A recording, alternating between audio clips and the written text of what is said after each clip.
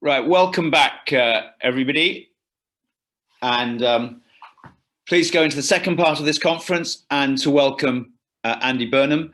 Andy, we've had a fantastic morning so far. Rachel Reeves set out the ambitious scope of the Constitutional Commission, and in the first panel, our speakers have really been exploring very richly how devolution brings together identity, economics, politics, and good government. So we're delighted to have you as our second keynote speaker. As I think everybody will know, Andy is a former MP for Leigh and a cabinet minister, but now I'm sure now best known as directly elected mayor of Greater Manchester, where his role in challenging the government's lack of economic support for lockdown led to him being dubbed, though I hasten to add, not by himself, I think, the king of the North. Absolutely. I'm not even king of my own wherever I am now, but never mind that. Thanks, John. It's really good to see you, actually, and good morning, everybody. Great to join this discussion, a really important discussion for the party to be having. I guess, John, the case I want to make this morning is that Labour needs to embrace English devolution enthusiastically, actually to be able to achieve our core mission of a more equal society, a more equal country. And it's actually baffling to me that we've never really understood that and have never really pursued proper devolution in England. If you look at our political system now, it doesn't work ethically and morally for the country, but it doesn't work politically for the Labour Party either. And I'll kind of come to that bit later on, but I'll start with the sort of ethical and moral side of the case for English devolution. Lord Kerslake, Bob Kerslake, who chaired the UK 2070 Commission, found that in a study of 30 industrialised countries in the OECD, the UK was the most regionally unbalanced, second only to Slovakia, which is a kind of shocking finding, isn't it? Absolutely incredible finding. The second most regionally unbalanced country in the OECD. And if you go back to this time last year, exactly a year ago, Professor Sir Michael Marmot published his 10-year review of the report on health inequalities. And he found an equally shocking finding around regional differences in health. He found that life expectancy in England between 2010 and 2020 had stalled for the first time in 100 years. And the reason it had stalled is because it had actually gone backwards, particularly amongst women in parts of the north. So, I mean, look at the facts here.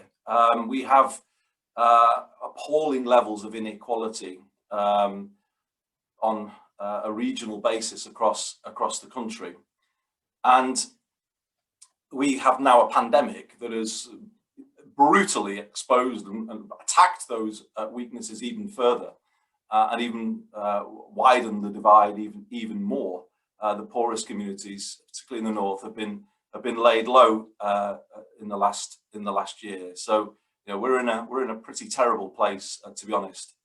And the question is why? Why do we have such huge regional inequalities? And it has something to do, not just something, a lot to do, with the over concentration of political power in one postcode in Westminster. If you run a country where power is hoarded in one place, the reality is it's not going to create fairness and equality for all parts of that country. And that is the reality. We have a political system that is, I would say, biased against the north of England. If you look at the way the Green Book has operated, it has worked on the economic case for investment rather than the social case for investment, and that has been a recipe for giving more and more investment to the places that already have most. And we see that, don't we? If you look at the transport system, you compare the transport system of the north to the transport system of the southeast, you can see the evidence of that very plainly. So the political system we have has created inequality. So why has the Labour Party sort of kind of supported it really for a very, very long time? It's baffling really if you think about it, because it kind of is working against our historic mission to create a more equal country. But then if you think about it politically, it doesn't work as well for Labour. We have a situation where we have a political system that stacks the odds against us, basically. The first past the post Westminster system has never particularly worked in our favour, probably more so than some of the smaller parties, but it's definitely still in the Tories' best interest to have the system that we have. And we've got ourselves into a mindset over the years of thinking that, the way to advance our ideals is to wait every 4 or 5 years and then chance everything on a Westminster election. In a situation where the odds are kind of stacked against us, where it's often odds against because of the political makeup of the country. It was like a gambler sort of, hoarding everything every 4 years and going into a casino and kind of, expecting to walk out a millionaire every 4 years. It might happen once in a while, but it's not necessarily going to happen on a regular basis. And again, why are we clinging to something that doesn't work ethically and morally with regard to our ideals, but doesn't work politically for the Labour Party? And why aren't we embracing a system of English devolution that allows us to build a base around our ideals in the English region, to bring forward Labour policies outside of the Westminster electoral cycle and change the country from the bottom up? And actually, by doing that, it would make it more likely that we would then win a Westminster election, because we would have built a base around Labour policies in the English regions that would probably then enhance our chances of taking power nationally. So I suppose the question comes, and well, why? Why have we not done this? Given that it's obviously in our best interests to do it. And I can only kind of go back to when you and I were in the government, and actually when we had a run at English devolution in that period of 2003, 2004. Now, obviously, we can come back to the actual model of devolution that was put forward and whether we agreed with it or we didn't. A regional tier, but it was certainly a viable model of English devolution. And I was very involved in it at the time. Actually, I was part of a group called Yes for the Northwest, and we were waiting patiently in line for the Northeast to give a resounding kind of endorsement for devolution there, and then we would be the next to go. And I look back on that, and I find it actually quite informative, really, in terms of why the party hasn't pursued this. And I can only come to one reason, being that we are so Westminster based as an organisation, and we have been for so long. And actually, as a party, we've not nurtured and cherished local government probably in the way that we should have done. We've been so Westminster focused as a party.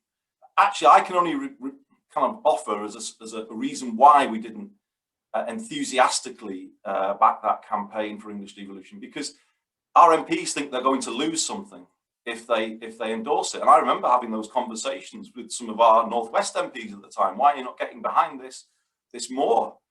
This campaign for devolution. I remember saying to some of the Northeast MPs, why not?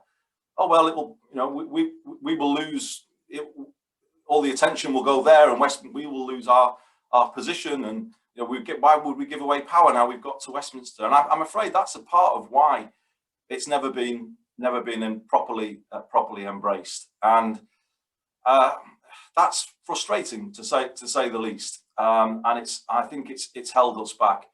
We've been lukewarm about devolution overall, even though we created it in Wales, Scotland, and Northern Ireland. And I think that is our problem. If you're lukewarm, you end up getting, I'm afraid, getting punished. And I think that's how we treated Scottish devolution. We kind of, all of the best talents were always in Westminster, and I think Scottish devolution was never invested in. Sadly, after the death of Donald Dewar, we didn't grab it and really invest in it and show it that it was our priority.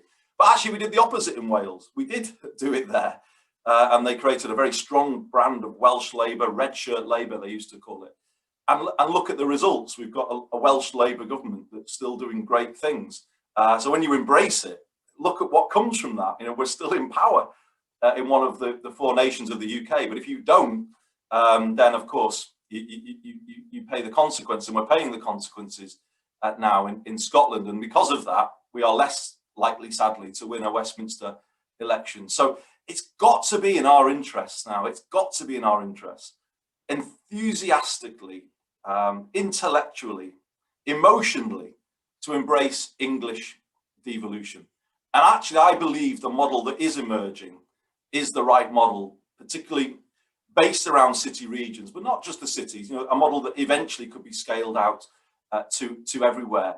Why is it in our interest to embrace this model that's coming forward? Because largely we still have a real base within the English cities, and cities, I think, are going to be the driving force in the 21st century economy.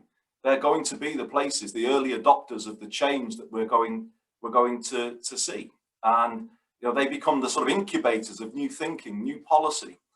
And you know, we are largely the people who could, you know, be at the centre of all of those things. You know, we're strong in Newcastle, in Liverpool, in Manchester.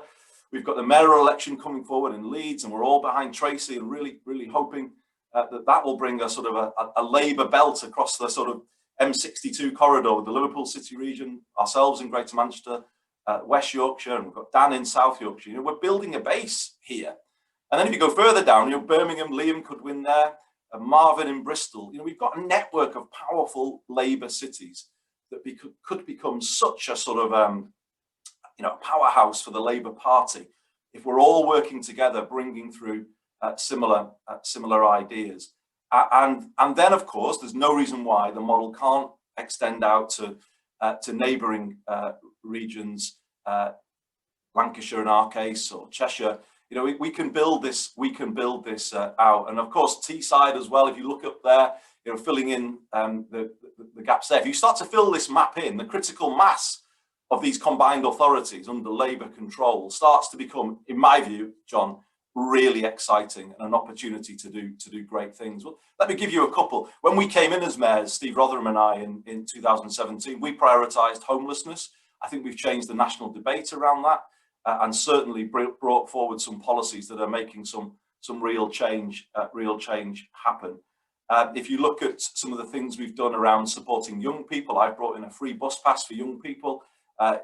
We don't have that in most of the English regions. Only London has that. Well, now we have it in Greater Manchester. We're building the largest cycling and walking network anywhere in the country, the B network in Greater Manchester, because we prioritise that rather than road building.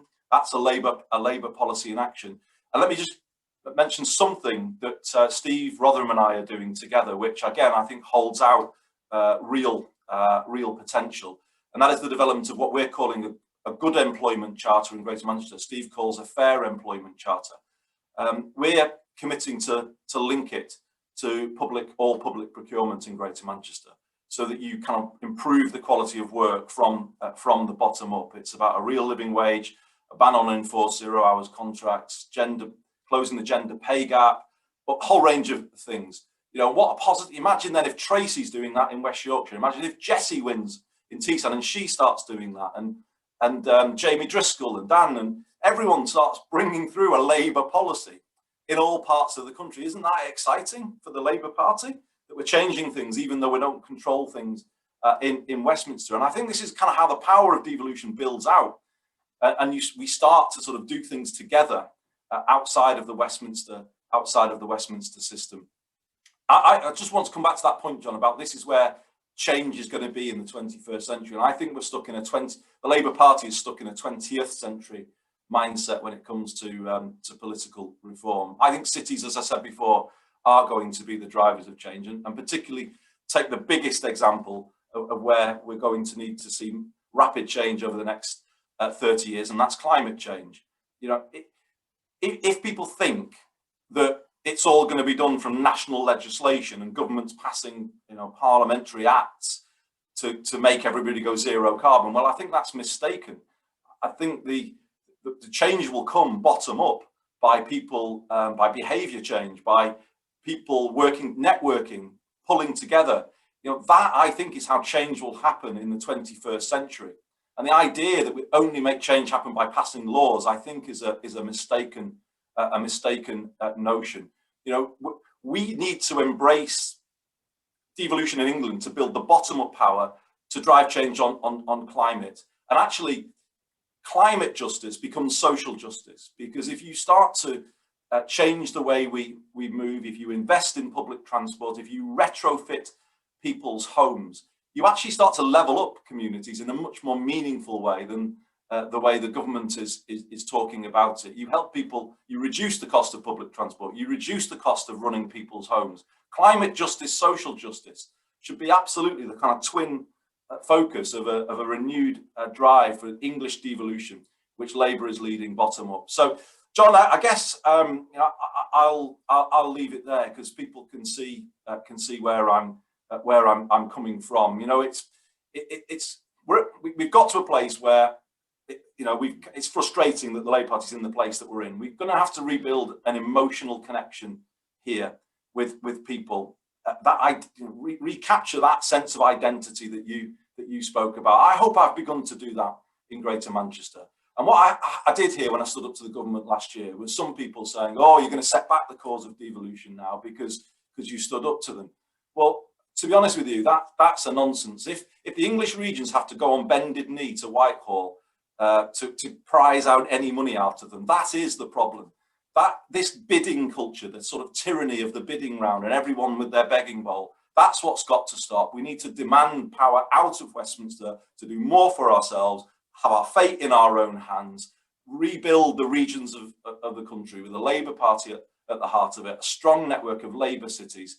That's why I left Westminster, John. I had run my course with a Westminster system that I didn't feel worked for the north of England. I would go further and say the current Westminster system has discriminated against the north of England. It's created this uneven country. I'm not prepared to invest in it anymore. I'm investing in English devolution, and I put the call out today to Labour members all over the country: get on board with it, join us, and let's use this as a movement to revitalise our party. Thank you, John. I'll hand back to you. Andy, thank you very much indeed. That's great, and lots to think about there. I'd like just to have two very quick questions, if that's okay.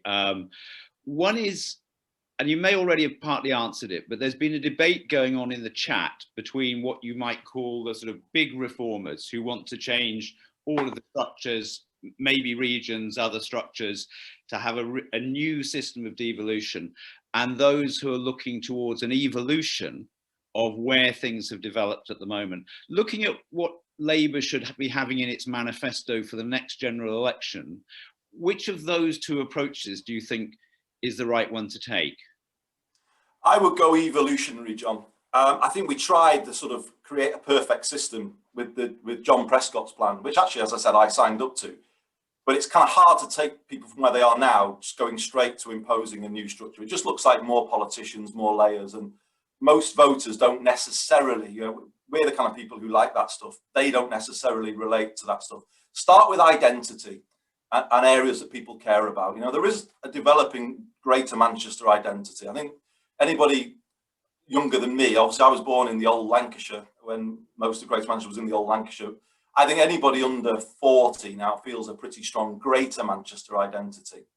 And I think if you start with that, I think you're kind of starting with where people are. And what I would do is, let's have a phase of English devolution where we're building it out at a pace that people are comfortable with. You know, they like the idea that somebody speaks for them, and that you create that, you know, that emotional connection, John, that I was saying is so important. In the end, if you have combined authorities everywhere, you then could take the next step and build them into those sort of regional structures. And I think that would make sense, to be honest with you. You know, we had a meeting last week of the Northwest Leaders Group where we're kind of increasingly pulling the Northwest a bit together as an entity. But I think it comes 10 or 20 years down the line, I would first say get functional units of English devolution based around the city regions, but not exclusively. You know, then build it out into the more rural, the towns and the more rural areas. So build up the base, I would say, and then later down the line go for the bigger solution. But I think the lesson of 2003 was taking a step too far that the country wasn't ready to take. Andy, thank you. I'd love to ask more questions, not least because of our shared history and whether we should reflect on whether we were part of the solution or part of the problem. Yeah, good. Yes. Which somebody did actually no, say. You were part of the solution. Local place was part of the solution. Yeah, I remember it well. That was all your doing. Raise that issue in the chat. But we've got a panel waiting to come on and some great speakers to come, and also our breakout group. So, Andy, can I thank you so much for your time? Keep up the great work you're doing with your colleagues in the Northwest and the Labour Mayors Network. Thanks for joining us today. Thanks a lot, John, and good all power to your elbow, everybody who's part of this movement. So welcome. Thank you. Okay, we're going to move on now to the second panel, which will be chaired by Polly Billington. I just want to say a couple of words briefly about the English Labour Network for those of you who've not come across us before. You can see, as you can probably see on the banner behind, we describe ourselves as for Labour in England. That means that we want to see Labour campaigning to win councillors and MPs in every part of England, and we should always be aiming to win a majority of English constituencies. And we say we're for England in Labour, by which means for 20 years, most domestic policy in England on health, social care, every part of education, much of transport, housing, environment and agriculture have been separate policies to those in Wales, Scotland and Northern Ireland. And we do think that Labour should talk about England more and talk to England more. And it's actually when we think about England as England that we realise that devolution is essential. We come into this discussion today not with a particular angle on devolution, just a belief that it is essential for the future of good government in England. And the next panel, which I say is going to be chaired